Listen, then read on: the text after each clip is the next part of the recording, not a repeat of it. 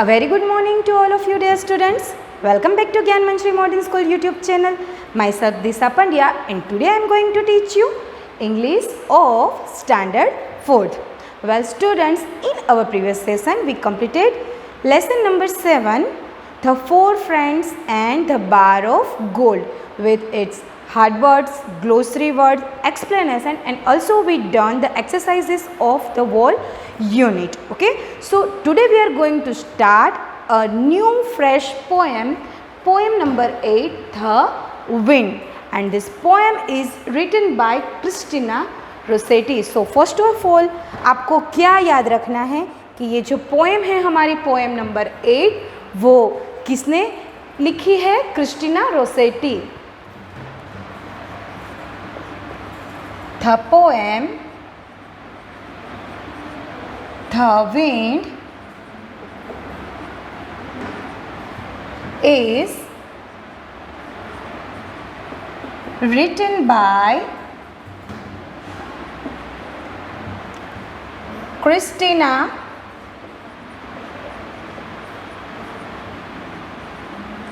Rossetti. Okay, so ये आपको अच्छे से याद रखना है. जो भी पोएम या तो फिर लेसन्स यहाँ पर चलता है उसके अगर आपको ऑथर या तो राइटर या तो पोएट दिए गए हैं तो उसके नाम भी आपको अच्छे से याद रखने हैं क्योंकि वो भी एग्ज़ाम्स में पूछे जाएंगे. ठीक है, so open your book and find page number 58. Poem number 8, the wind. ये देखिए येलो बॉक्स में आपको एक टास्क दिया गया है पेज नंबर 58 के ऊपर. A storm is a wind that is powerful and dangerous. Discuss what happens when a storm blows. Storm, first of all, storm. So anybody know what is the meaning of storm? Yes, storm means heavy wind. First of all, wind का मतलब होता है हवा, अच्छी वाली हवा जो धीरे चलती हो, अच्छी लगती हो, हमें स्लो मोशन में चलती है, उसको बोलते हैं विंड यानी कि हवा. लेकिन स्टॉर्म विंड का ही एक फॉर्म है, लेकिन ऐसा फॉर्म है कि जिसके अंदर हवा एकदम तेज़ी से चलती है. In other language we can say storm का सिमिलर वर्ड होता है साइक्लोन या तो फिर हरिकेन. ओके, जिसके अंदर हवा एकदम तेज़ी से चलती है, जो उसकी नॉर्मल रफ्तार होती है हवा की चलने की उससे ज़्यादा गति से हवाएं चलती है और बहुत सारी क्या बोलते हैं उसे, नुकसानी होती है नेचर को, हमको, पर्यावरण को.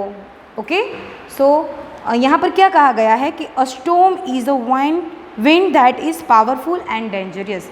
स्टॉर्म क्या होता है? ऐसे विंड की जो बहुत ही पावरफुल होती है, बहुत ही शक्तिशाली होती है, उसके अंदर बहुत ही पावर होती है क्योंकि वो बहुत ही तेज़ी से चलती है, और बहुत ही डेंजरियस यानी कि बहुत ही खतरनाक होती है.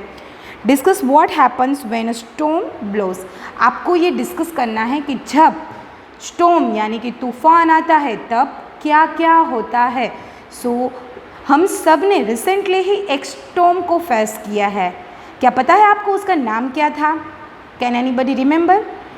हमारे यहाँ पर भी यानी कि हमारे टाउन में भी बहुत सारी नुकसानी हुई थी उस स्टॉर्म के चलते. कौन सा स्टॉर्म आया था अभी फ्यू मंथ्स बैक? कौन सा आया था? तोकते. कौन सा स्टॉर्म आया था? आपने शायद आपके पेरेंट्स से टीवी पर या तो फिर आपके दोस्तों से नाम सुना होगा. बहुत सारे ट्रीज़ गिर गए थे, लोगों के घरों को नुकसान हुआ था. अभी रिसेंटली ही 4-6 महीने पहले की ही बात है कि वो स्टॉर्म आया था जिसका नाम था तोकते. क्या नाम था? तोकते. आपको इसका भी नाम याद रखना है. एक जीके का क्वेश्चन है कि भाई रिसेंटली जो आया था स्टॉर्म उसका नाम क्या था, तो आपको उसकी स्पेलिंग और उसका नाम आना चाहिए. ठीक है, उसका नाम था तोकते स्टॉर्म जो कि रिसेंटली ही आया था.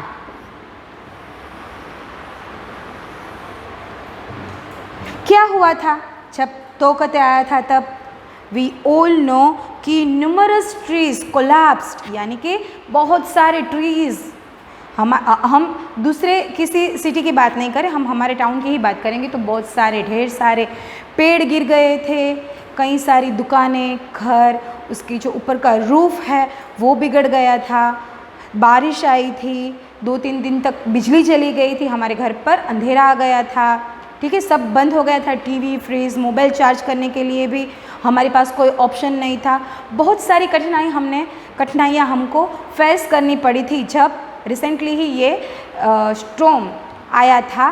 पूरे देश में इसने तबाही मचा दी थी। वैसे ही जब भी कोई स्टॉर्म आता है वो एक नेचुरल डिज़ास्टर है। क्या है? नेचुरल डिज़ास्टर है, और वो नेचर को भारी मात्रा में नुकसान पहुंचाता है, बहुत सारा नुकसान पहुंचाता है। देखो, अब अगर ये सारे ट्रीज़ इस तरह से गिर जाएंगे तो किसका नुकसान होगा? पर्यावरण का तो होगा ही, लेकिन हमारा उससे भी ज़्यादा होगा। बारिश में, धूप में, सभी में हमें ऑक्सीजन की मात्रा घट जाती है। ट्रीज़ के गिर जाने से बहुत सारी दिक्कतों का सामना करना पड़ता है। So storm is very dangerous. Okay, so ये थी कुछ information, normal information basic storm के बारे में। Now we are going to start our poem the wind. ये थी स्टॉर्म के बारे में इन्फॉर्मेशन, लेकिन यहाँ पर हमें जो बात करनी है हमारे पोएम में वो किसके बारे में है? हवा के बारे में, यानी कि विंड के बारे में। सो मैं आप सबको पूछना चाहूँगी कि क्या आपने कभी हवा देखी है? नहीं देखी, क्योंकि हम हवा नहीं देख सकते, सिर्फ उसको महसूस कर सकते हैं। ठीक है, अगर गर्मी में बैठे हो और कोई पंखा चला दे तो अच्छा लगता है कि गर्मी दूर हो जाती है और हमें भी अच्छा लगता है, पसीना नहीं आता। अगर हम टेरेस पर जाए तो ठंडी ठंडी विंड चलती है, अच्छी हवाएं चलती है, तब भी हमें अच्छा लगता है, फ्रेश हो जाते हैं हम। ठीक है, सो विंड बहुत ही अच्छी होती है, अच्छी लगती है हम सबको। गर्मी में बैठना हमको अच्छा नहीं लगता बगैर पवन के, हवा के। अगर हवाएं चलेंगी तभी हमें अच्छा लगेगा। ठीक है, सो यहाँ पर एक बच्चा, एक कीड़ आपके जैसा ही छोटा सा विंड के बारे में कुछ बताना चाहता है। So first of all I am going to read this poem. Okay, I will going to recite this poem. 2 stanza में है, 2 स्टैंजा में है ये पोएम। बहुत ही छोटी सी है, ओनली 8 लाइन्स की है, सबसे छोटी पोएम है हमारे सिलेबस की। ठीक है, ओनली 8 लाइन्स की। आपको भी मैं जब रिसाइट कर दूँ बाद में, आपको भी घर पर रिसाइट करनी है ये पोएम, अच्छे से प्रोनाउंस करनी है, और ये पोएम आपको याद भी रखनी है। ठीक है, सो अच्छे से सुनिए, प्रोनाउंसिएशन के ऊपर गौर कीजिए, और इसको रिमेंबर भी आपको करना है। ठीक है, so I am going to recite this poem the wind. First stanza, who has seen the wind? Neither I nor you, but when the leaves hang trembling, the wind is passing through. Second stanza, who has seen the wind? Neither you nor I, but when the leaves blow down their heads, the wind is passing by. Students, again I am going to recite this poem. Please listen to me very carefully. Again, first stanza, who has seen the wind? Neither I nor you, but when the leaves hang trembling, the wind is passing through. Who has seen the wind? Neither you nor I, but when the leaves blow down their heads, the wind is passing by. Okay, so ये थी हमारी poem number 8, the wind. Now I am going to write this short poem on the board, and then I will explain it to all of you. Okay, so हम यहाँ पर लिखेंगे ये poem, the wind. Who has seen the wind? Neither I nor you, but when the leaves when the leaves hang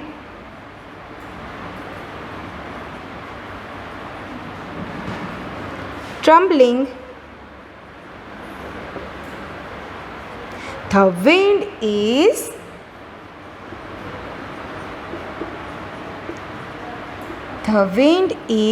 passing through.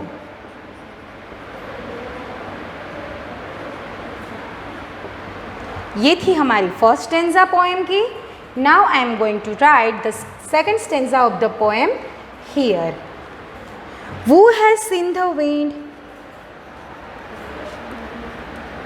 Who has seen the wind? Neither you nor I. But when the leaves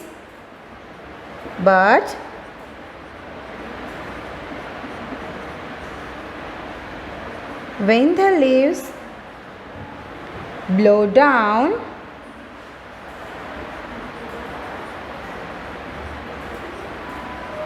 their heads,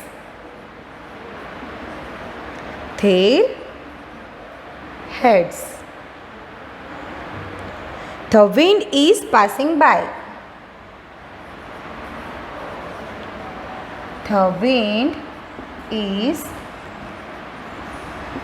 passing by. So ये है हमारी poem the wind. Now I am going to explain this poem word by word to all of you. So first line क्या है हमारी poem की? Who has seen the wind?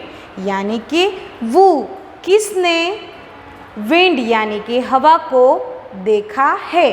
किसने हवा को देखा है ऐसा हमारे पोएट पूछ रहे हैं कि भाई किसी ने हवा को देखा है. और देन वही पोएट ही आंसर देते हैं neither I nor you. Neither का मतलब होता है नहीं. नीदर आई नॉर यू, मैंने भी नहीं देखा और तुमने भी नहीं देखा. पहले वो क्वेश्चन पूछती है कि किसी ने हवा को देखा है एंड देन वही रिप्लाई भी देती है कि ना तो मैंने देखा है ना तो तुमने देखा है. क्या आप में से किसी ने हवा को देखा है? नहीं, हवा देखी नहीं जा सकती, सिर्फ महसूस की जा सकती है. ठीक है. देन पोएट क्या कह रही है? But when the leaves hang trembling, यानी कि व्हेन द लीव्स यानी कि पेड़ की पत्तियाँ, हैंग यानी कि लटकी हुई. डालियों पर पत्तियाँ कैसी होती है? लटकती रहती है. ओके. एंड ट्रम्बलिंग का मतलब होता है हिलना, मूवमेंट करना. ट्रम्बलिंग का मतलब होता है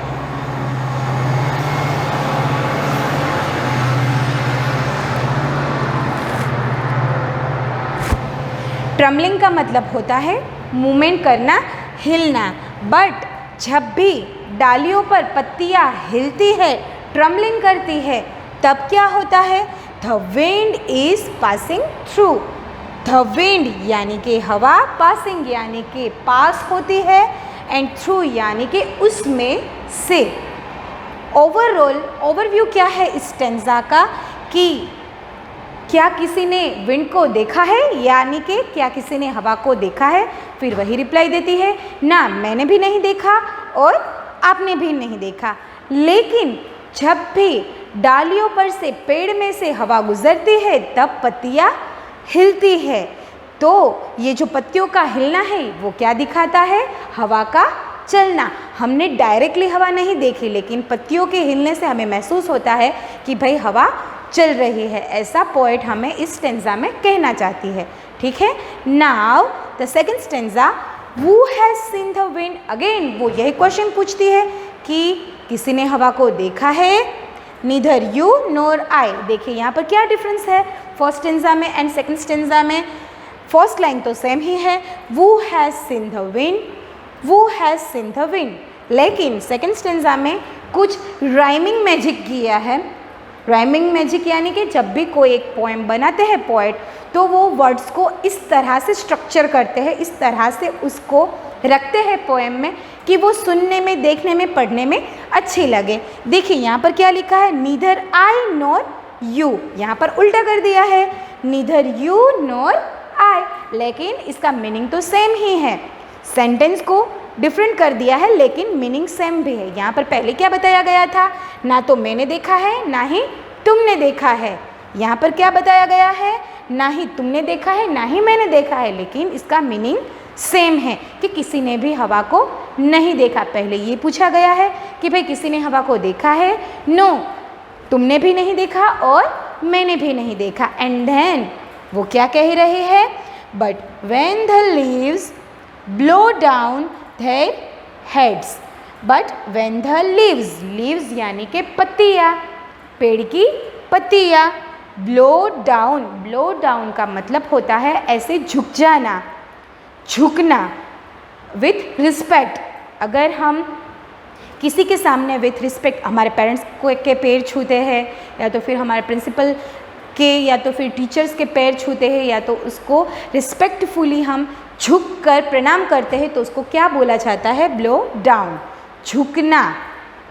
देयर हेड्स, देखो यहाँ पर एक इमेजिनेशन रखी गई है, पत्तियों का अपने सिर को झुकाना। जब हवाएं चलती है तब क्या होता है, आपको ये प्रैक्टिकली देखने के लिए कुछ ऑब्ज़र्व करना पड़ेगा, ठीक है।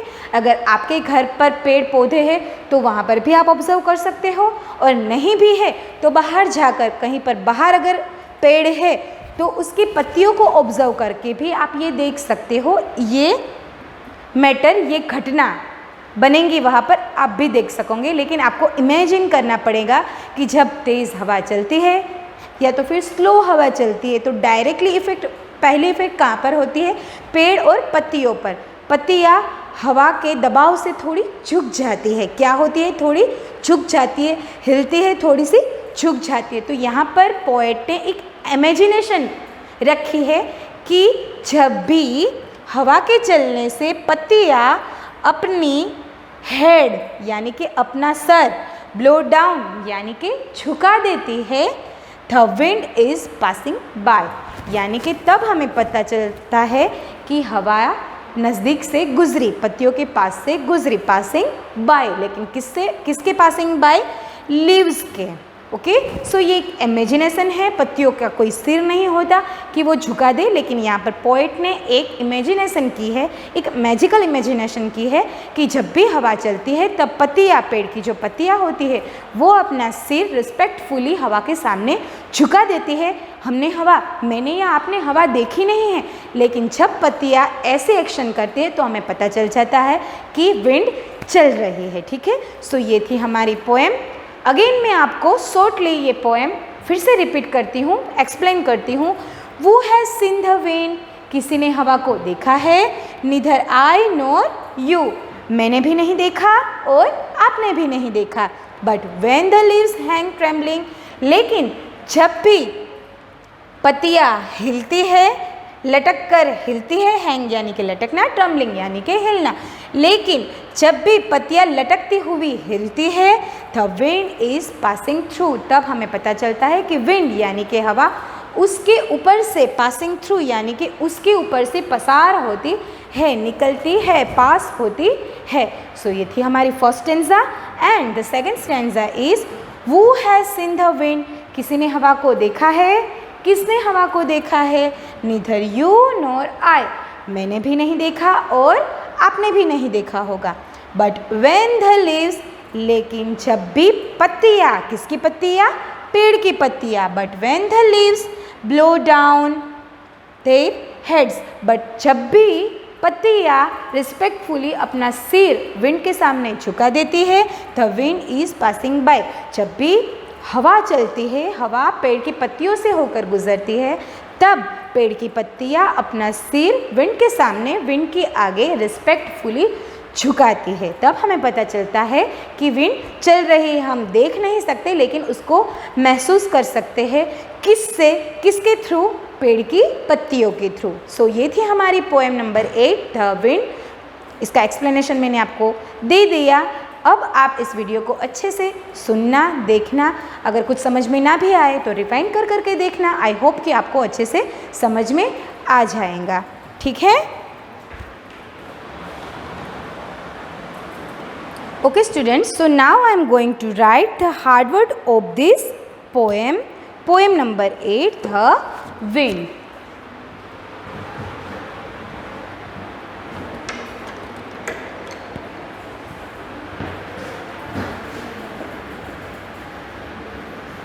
Hard words.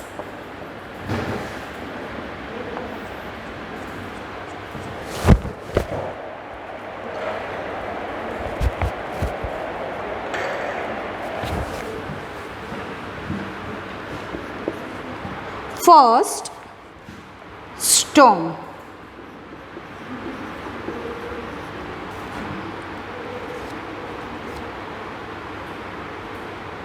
Second, powerful. Third,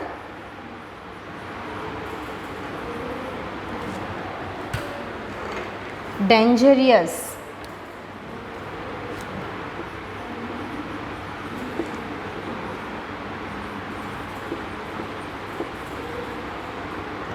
Fourth, blow.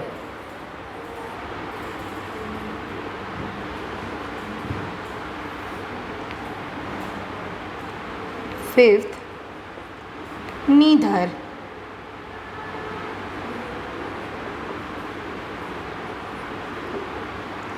Sixth,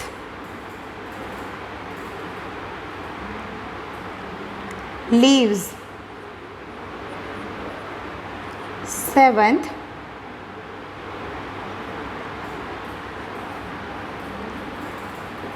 passing.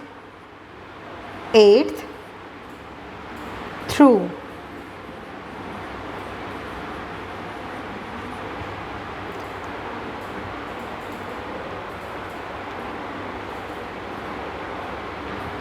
Ninth,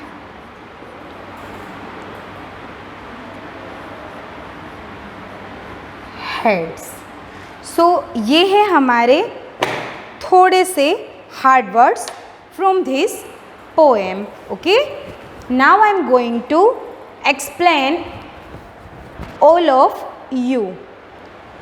हमने जब पोएम का एक्सप्लेनेशन देखा था तब भी हमने इन सारे वर्ड्स के मीनिंग जाने थे, लेकिन अगेन जानते हैं with their pronunciation. Okay, so very first one is storm.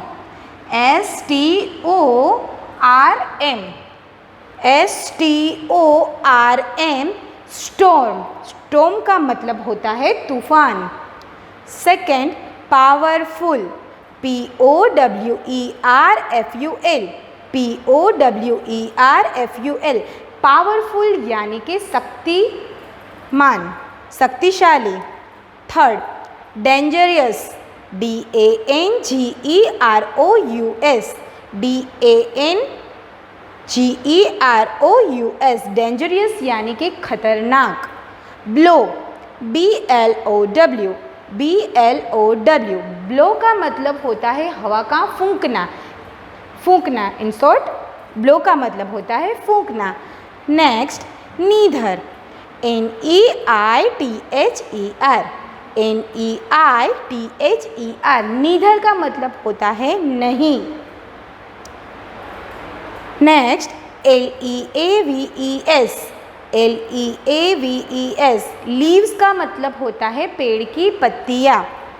Next, passing, PASSING, PASSING, passing का मतलब होता है पास होना, पसार होना। Next, through, THROUGH, THROUGH, through means किसी के अंदर से निकलना। Next, heads, HEADS, HEADS, heads यानी कि सिंपल प्रेजेंट टेंस का हेड्स का मतलब होता है सिर को, हेड्स डाउन का मतलब होता है सिर का झुकाना, लेकिन यहाँ पर ओनली हेड दिया गया है तो हेड का मतलब होता है ओनली सिर। ठीक है, सो ये थे आपके हार्ड वर्ड्स, लिख लीजिए आप इसे।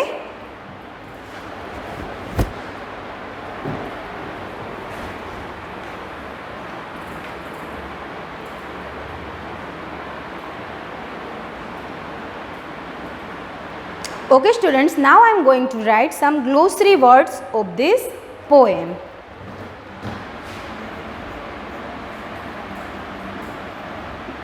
Glossary words from this poem. So हमारा फर्स्ट ग्लोसरी वर्ड क्या है? विंड।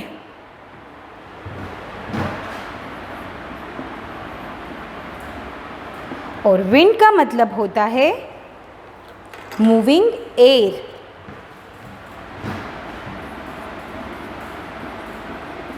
मूविंग एयर यानी कि चलती हवा। मूविंग एयर का मतलब होता है चलती हवा। Next one is trembling.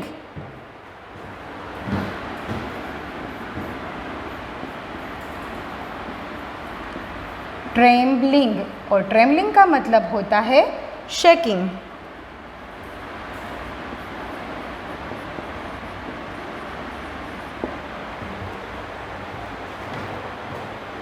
Shaking यानी कि हिलना। And the last one is blow down.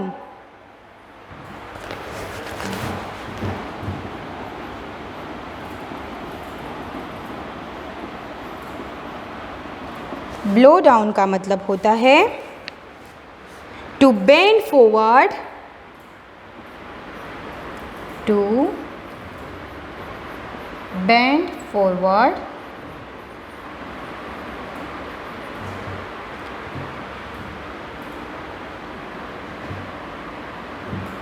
consider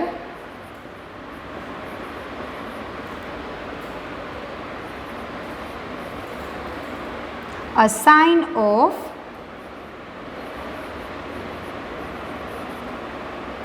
respect। जैसा कि मैंने आपको पहले बोला था कि रिस्पेक्ट देते हुए किसी के आगे झुकना।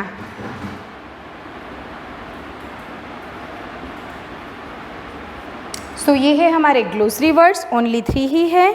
सो आप अपनी बुक में लिख लीजिए और आपको अच्छे से इन सारे वर्ड्स को, वर्ड्स के मीनिंग को याद भी रखना है। ठीक है,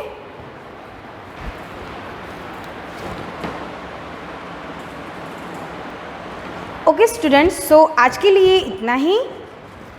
now I am going to end at this session and this is time for homework. And as usual homework is same कि आपको आपकी फेयर नोटबुक के अंदर hard words and glossary words लिखने हैं। ठीक है,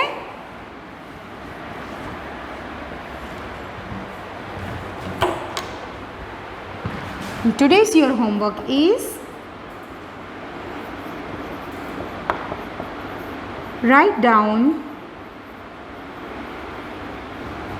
hard words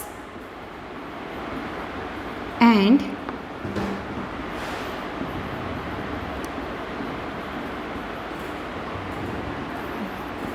glossary words of this poem. सिर्फ लिखना ही नहीं है, आपको उनके मीनिंग लर्न भी करने हैं और उसे याद भी रखना है। ठीक है, so see you in our next class. Till then stay home, stay safe, good bye.